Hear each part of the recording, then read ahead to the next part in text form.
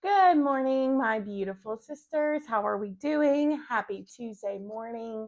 We are back at our normal dining room spot. It's been a minute. And we're back and we're feeling good. It is a beautiful Tuesday morning. And you may think, well, Kayla, you look so beautiful in that pink shirt today. Why, thank you. This is our new merch. This is the Tri Blend Premium t shirt in the mauve color. It's perfect for spring because I'm pretending it's spring, whether it's like that outside or not, because I'm ready for it. And exciting news, merch shop is now open. You can go to the Shopify link in my bio, or I'll try to pin it on Facebook. And if you can't figure it out, just message me. We'll get you some merch together. In full transparency, as always, all of our merch sales, the profits, 10% will be tied to the church.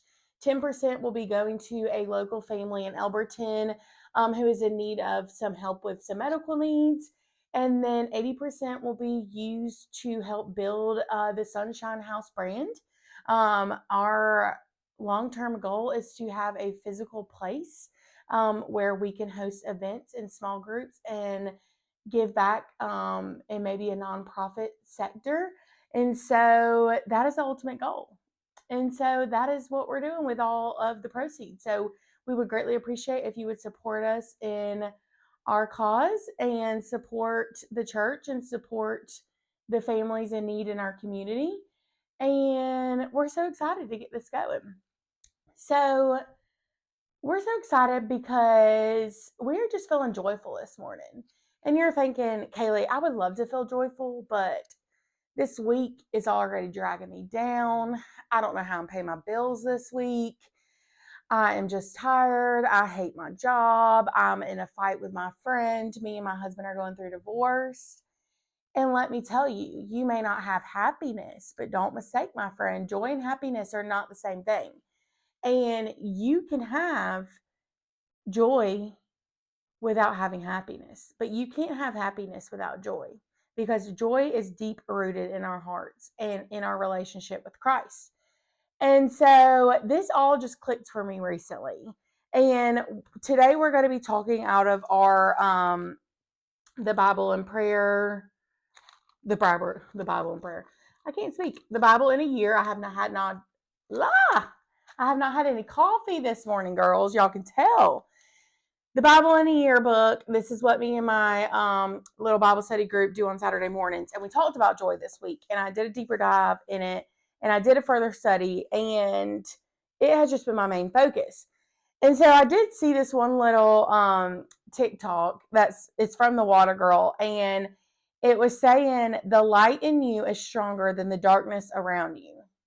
And that fully encompasses what joy is. When you have joy in your heart, that means you have a light inside of you that is going to be stronger and shine brighter than any darkness going on around you. Because happiness is solely based off circumstance, and joy is rooted in you regardless of your circumstance. And that's what it says here. It says, Paul commands us to rejoice in the Lord always. It establishes joy as more than an emotional response to favorable circumstances. So when you have a deep-seated contentment in God, it transcends our circumstances and our emotions. So our deep-seated contentment, our hope, our faith, our love for God is going to flow out regardless of what circumstance we're in. And that's going to flow out in the joy that we have for the Lord because we know that He has shown us mercy and grace, and that if we have breath in our lungs and He is providing for us, that is all that we need. And so that joy is our strength. It's what we pull from. It's that spiritual steadfastness that we've talked about.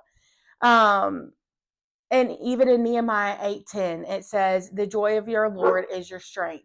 So if we can pull from our relationship with God and our spiritual resilience and our empowerment that we get from our relationship with God, we can be joyful in any circumstance. On our very worst day, we can find something to be joyful about, which is powerful. It is so powerful. You may know someone like that in your life where they're just going through it and they're still like finding ways to be joyful, or they still find something positive about the day, or they're so grateful to God for the lesson that they've learned in that day. And so in Psalm 51:72, it's either 51:72 or 51:12. I can't read my handwriting. It says, Lord, restore to me the joy of your salvation. I am the queen of getting like tied up on something. Like I will beat a dead horse, raise that horse up, beat it again. Like I will just hound on something. Like if I can't understand, like, why is this happening? What is the reason? And we're not meant to always do that. Like circumstances happen. We can't see that big overall picture that God can see for our life. And so let our prayer just be like, Lord, restore to me the joy of your salvation. Like just build up joy in me that it doesn't matter what circumstance I'm going through. Like I'm just joyful for the Lord, and everything is about him. Everything is just about bringing the joy to him because he is the one and only purpose.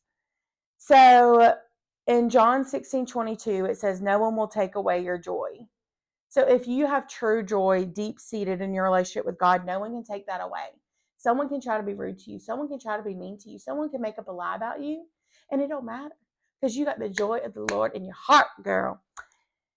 And so this says changing your completeness of joy comes not from changing circumstances, but from experiencing God's presence like a cup that overflows because it's continuously filled. Joy becomes full when we remain in God's presence. So I don't know if you've seen it, but if you haven't, go look up the coffee cup theory. It's essentially saying that if you've got a full coffee cup, if life bumps into you, somebody bumps into you, you're going to spill that coffee. But you wouldn't have spilled coffee if tea was in your cup. So the whole point is things are always going to come at us because we live in a dark, evil world, right? This is one of my friends said this, and we were all like, oh my gosh, I love that. We're in the waiting room of heaven. This is just the waiting room. We're just waiting our turn to get to heaven, y'all. This is so temporary.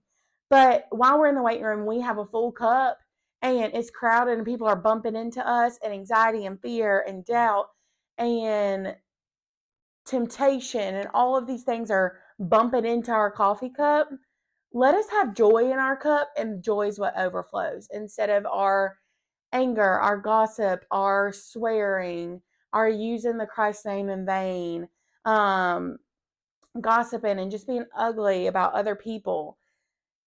If we have that in our cup, that's what's going to overflow when things get hard, because when things get hard, that's when we show our worst selves, right? But if we just focus on our joy in the Lord, no matter what is hitting our cup, we're going to have joy overflowing.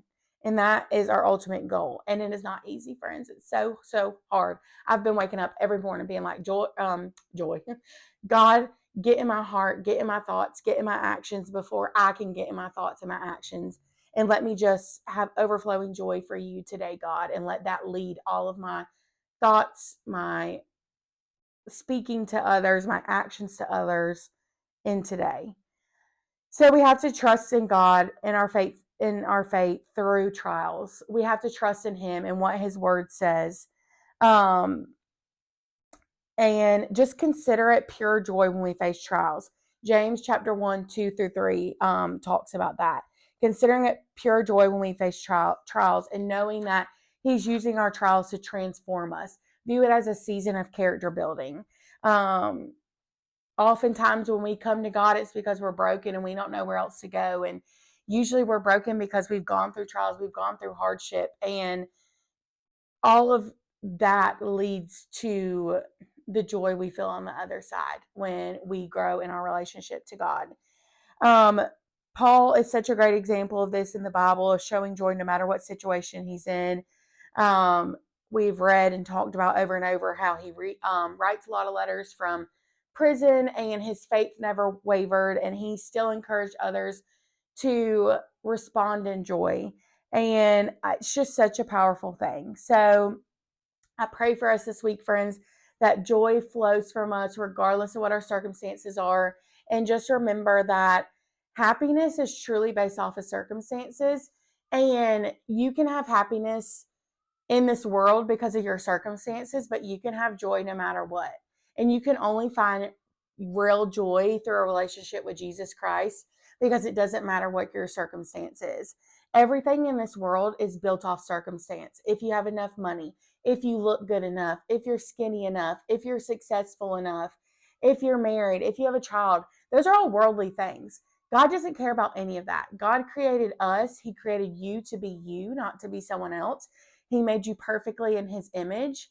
And it doesn't matter if you have the job, if you have the husband, if you have the child, if you look good, if your hair is always done, if you're wearing the right clothes. God doesn't care about any of that. We are all completely even at the foot of his cross when we come to him. And that is where the joy is. He is where the joy is. And I hope you have overflowing joy today, friend. I love you so much. Like and share this with someone else you feel like needs a joyful week. And don't forget to get your merch. Love y'all so much. Bye.